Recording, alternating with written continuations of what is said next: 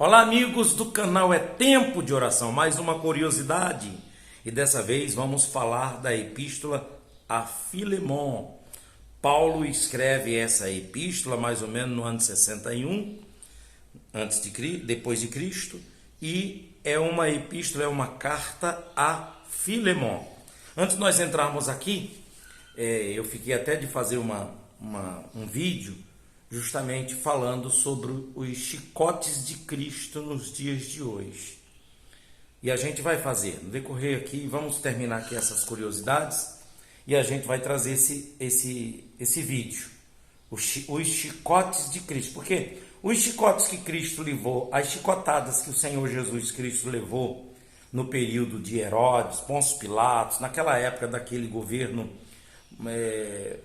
monárquico, aquela invasão de Roma, quando entra em Jerusalém, em Israel, e Israel está subordinado a Roma e junta os soldados de Roma com os soldados dos sacerdotes que estavam a serviço de Roma, né, fazendo o que Pôncio Pilatos, o que o imperador queria.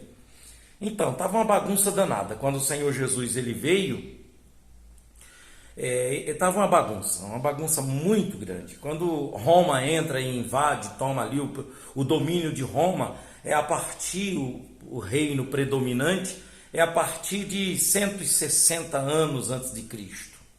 Porque aí você vai pegar lá atrás o predomínio de governo, de império que predominava era a Babilônia, aí depois vem Medo-Persas vem Grécia, de Grécia vem Roma. E de Roma termina em 450 depois de Cristo. 450 mais ou menos, quando o império predominante no mundo, no planeta, já não é mais Roma. E vem aí essa era, esse período aí que é a religião que predomina, que é a partir do século V, né? Do século V até essa mudança de governo, de feudalismo, até esse período aí das revoluções, que é a industrial e a revolução política que teve na França, a industrial também, a revolução industrial. Então, o que acontece? As eras, é importante a gente ver essas eras, esses períodos. E como Roma, o período desse império, ele é há cerca de 160 antes de Cristo, até 450 depois de Cristo. Então a gente vê predominou a longo tempo. Você vê de que Medo-Persas foi pouco tempo, Grécia foi pouco tempo, já a Babilônia foi muito tempo, né, também, que esse período aí da Babilônia começa lá na Torre de Babel, né, lá atrás, a Torre de Babel, que começa aí esses fundamentos do início desse reinado. Então, quando Jesus nasce, ele nasce no meio dessa bagunça aí. Quando Jesus vem, ele vem nessa bagunça aí de que Roma já tinha invadido Israel e já estava mandando o povo de Israel, estava subordinado, dependente desse governo romano, do Império Romano. E uma bagunça que tinha era de que muitos judeus já estavam agindo como Roma, como romanos, como gentio. Os próprios sacerdotes, muitos sacerdotes já estavam vendidos para Roma também. Então Jesus nasce nessa bagunça. E ele vem justamente para estabelecer o reino. O reino dele, o reino de Jesus começa com Jesus, né? O reino de Deus é Jesus. O reino de Deus é o Messias, começa com o Senhor Jesus. E aí ele pagou o preço caro para poder ser esse rei, para tomar posse, para fundamentar, para estabelecer esse reino que ainda não terminou. Vai terminar com a sua segunda vinda, né? Que ele foi e volta, como você vê aí nas parábolas, e ele vai estabelecer esse reino para sempre, reino eterno. Muito bem. Então, é muito importante saber dessas coisas. E essas cartas aqui que Paulo, usado por Deus, pelo Espírito Santo, para fazer a igreja entender desse reinado, do rei de Deus, do reino de Deus. Então essa carta aqui de Filemon, de Paulo a Filemon, vamos entendê-la? Essa curiosidade, é mais uma curiosidade, né? E ao mesmo tempo trazendo as mensagens, né? Os chicotes que o Senhor Jesus levou foi literalmente, né? Os chicotes que a gente tem levado hoje é de uma forma simbólica, é de uma outra forma, num período democrático, mas tem coisas ruins aí que estão para acontecer. Mas o Senhor disse que não nos desampararia, tá bom? A gente vai assim dando pitadas e falando aos poucos para poder vocês entenderem e você permanecer firme, né? O importante é você ter o Espírito de Deus, ter o entendimento. Procure ter o Espírito do Senhor na sua vida para poder você suportar tudo, senão não vai aguentar. Essa carta aqui de Filemon, essa introdução à epístola de Paulo a Filemon, no ano 61 depois de Cristo. Vamos ver o contexto histórico que diz assim, ó. Juntamente com Efésios, Filipenses e Colossenses, Filemon é uma das epístolas da prisão, escrita durante o primeiro encarceramento de Paulo em Roma. A gente já falou sobre isso. Onésimo, presta atenção nesse nome aqui, Onésimo, um dos milhões de escravos do Império Romano, fugira do seu senhor, Filemon. Então, Filemon era patrão, senhor de Onésimo. Muito lindo esse capítulo aqui, essa carta, né? Essa história também, essa parte histórica, muito linda. Depois de roubar-lhe algum dinheiro, finalmente chegou a Roma, onde seu caminho cruzou com o do apóstolo Paulo, que o levou à fé em Cristo. Então você vai ver aqui em Filemon, no versículo 10, você já vê. Agora Onésimo se defrontava com o dever cristão para com seu senhor, o que significava voltar a casa, voltar a Filemon, em Colossos.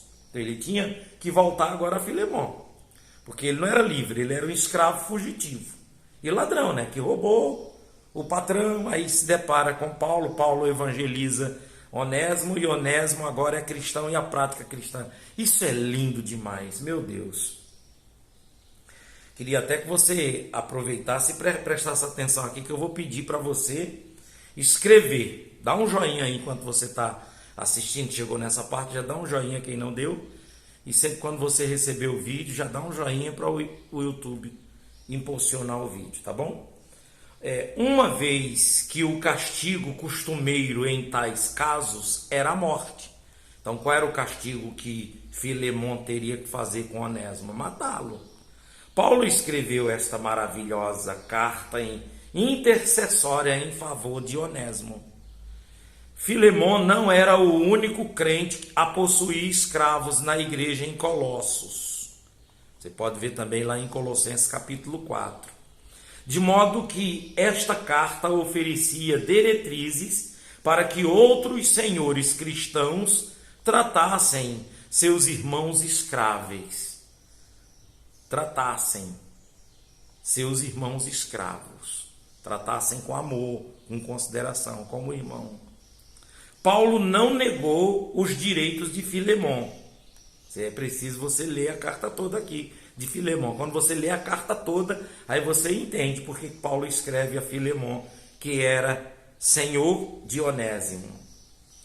Então, Paulo não negou os direitos de Filemon sobre seu escravo, mas pediu que Filemon aplicasse o princípio da fraternidade cristã à situação de Onésimo, em relação à situação de Onésimo. Procura ver no versículo 16, que está falando justamente isso. Ao mesmo tempo, Paulo ofereceu-se para pagar pessoalmente a dívida de Onésimo. Caramba, é muito forte, né? Paulo intercedendo. A gente vê aqui tipo Jesus, né? Se oferecendo para pagar a nossa dívida, nossos pecados, né? É muito profundo isso. Que legal, meu Pai. Entendeu? Então, a dívida de Onésimo. Essa carta não é um ataque contra a escravatura como tal, e sim uma sugestão de como os senhores e escravos cristãos podiam vivenciar a fé dentro do regime iníquo da escravatura. Então, dentro da escravatura existia coisas erradas, como dentro da política, como dentro de todas as categorias vai existir coisa errada, e o que é errado. Você, como cristão, você não pode. É possível que Filemon tenha concedido liberdade a Onésimo e o tenha enviado de volta a Paulo. É possível, não tem nada que conste. Também já se sugeriu que Onésimo se tornou um ministro do Evangelho e mais tarde veio a ser bispo da igreja de Éfeso. Inácio é a mais pessoal das cartas de Paulo. Inácio, das cartas que ele escreve, né, para as pessoas, para Inácio, para Onésimo, para Filemon. Então, essa carta de Filemon, pessoal, a curiosidade dela é justamente essa. Quando Paulo escreve para Filemon, Filemon é esse amigo aí de Paulo, um senhor que tinha muitos escravos. Onésimo era mais um dos milhões de escravos da época, como eu estava falando, essa época aí do primeiro século. Então é uma época de monarquia, não existia direitos, não existia direito trabalhista, não existia constituição. Se existia um regime, era um regime monárquico, de império, ou justamente um regime assim, sabe, de ditadura, ou de anarquia, descontrolado, destruído, enfim. Mas essa carta é muito legal, nos dá uma lição muito grande. E esta é a lição que você deve pegar, amigo, é de perdoar. Na verdade, Paulo está dizendo para Filemon: perdoa Onésimo. Se for preciso, eu pago a dívida dele. Ele, como escravo, tem a liberdade. Se for preciso, eu pago pessoalmente. Mas libera ele. Deixa ele livre para pregar. Então a mensagem é forte. Escreve isso: eu perdoo. Eu perdoo as pessoas que me fizeram mal. Eu perdoo as pessoas que me devem e não têm condições de pagar e não vão pagar. Que o tempo já prescreveu e não paga. E fica aquele pensamento, aquela mágoa, sabe? Fulano me deve, não me paga até hoje, safado, sem vergonha. Mas por que ele não pagou? Porque ele é safado, sem vergonha mesmo, ou porque ele não teve condições? Ninguém sabe, né? Então, para não pecar, é melhor perdoar. Melhor coisa que tem. Então, amigos, é muito interessante isso. Vamos orar. Escreve aí: eu perdoo. E escreve comentários aí da carta também. Dá um joinha quem não deu, se inscreve no canal quem não é inscrito e vamos em frente. Vamos orar. Nosso Deus, nosso Pai, em o nome do Teu Filho Jesus Cristo, ó Deus, nesse momento nós entramos na Sua santa e gloriosa presença e buscamos ao Senhor, ó Pai. Vem, meu Deus, vem esse momento nos encher da Sua graça. Quando a gente é cheio da Sua graça, a gente consegue perdoar o nosso próximo. A gente consegue perdoar a dívida, a gente consegue levantar o caído, a gente consegue ajudar quem sofre. Senhor, me abençoe para que eu possa abençoar. Diga isso, você aí também, diga, você que está do outro lado. Diga isso, escreva também se quiser escrever. Me abençoe para que eu possa abençoar, ó Pai. Em nome de Jesus, me levante para que eu possa levantar.